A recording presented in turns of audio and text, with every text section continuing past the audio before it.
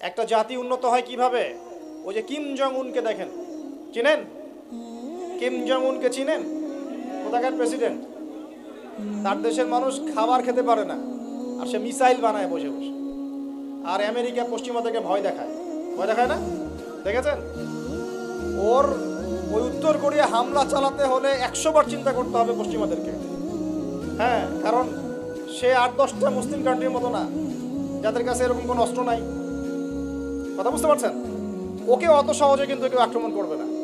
তারপরে ও আবার চায়নার সাথে ওর বন্ধুত্ব আছে, রাশিয়ার সাথে ওর বন্ধুত্ব আছে, ঠিক আছে? এর একটা অ্যালায়েন্স, এটাকে জিও পলিটিক্যাল ভাষায় ওদের অ্যালায়েন্স বলে। তো ওরা শক্তিশালী হলো কিভাবে?